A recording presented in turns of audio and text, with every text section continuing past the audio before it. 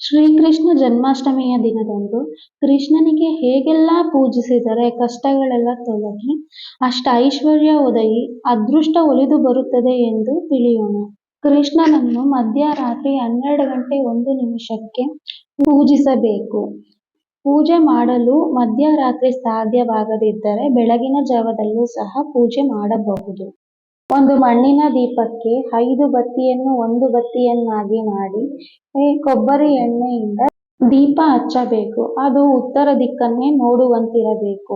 ಕೃಷ್ಣನಿಗೆ ನೀಲಿ ಬಣ್ಣದ ಹೂಗಳಿಂದ ಅಥವಾ ತುಳಸಿ ದಳಗಳಿಂದ ಪೂಜಿಸಿದರೆ ಅಷ್ಟ ಐಶ್ವರ್ಯ ಒದಗಿ ಅದೃಷ್ಟ ಬದಲಾಗುತ್ತದೆ ಎಂದು ಶಾಸ್ತ್ರದಲ್ಲಿ ಹೇಳಿದ್ದಾರೆ. ಇದೇ ತರಹ ಜಾಜಿ ಹೂವಿನಿಂದ ಪೂಜಿಸಿದರೆ ಕೆಲಸದ ಸಮಸ್ಯೆಯಲ್ಲಿ ಏನಾದರೂ ತೊಂದರೆ ಇದ್ದರೆ ತೊಲಗಿ ಹೋಗುತ್ತದೆ.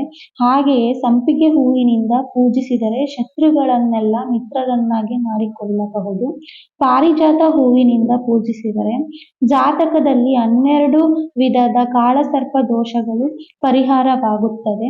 ತುಂಬೆ ಹೂವಿನಿಂದ ಪೂಜಿಸಿದರೆ ಕೃಷ್ಣನ ಮೇಲಿರುವ ಭಕ್ತಿಯು ಜಾಸ್ತಿಯಾಗುತ್ತದೆ. ಎಕ್ಕದ ಹೂವಿಂದ ಕೃಷ್ಣನನ್ನು ಪೂಜಿಸಿದರೆ ಎಲ್ಲ ಅನಾರೋಗ್ಯಗಳು ತೊಲಗಿ ಆರೋಗ್ಯ ಪ್ರಾಪ್ತಿಯಾಗುತ್ತದೆ. ಸೂರ್ಯಕಾಂತಿ ಹೂವಿನಿಂದ ಕೃಷ್ಣನನ್ನು ಪೂಜಿಸಿದರೆ ಅಷ್ಟ ಐಶ್ವರ್ಯಗಳು ಒದಗಿ ಬರಲಿವೆ. ಕೃಷ್ಣನಿಗೆ ನೈವೇದ್ಯವಾಗಿ ಅವಲಕ್ಕಿಯನ್ನು ಇಡಬಹುದು.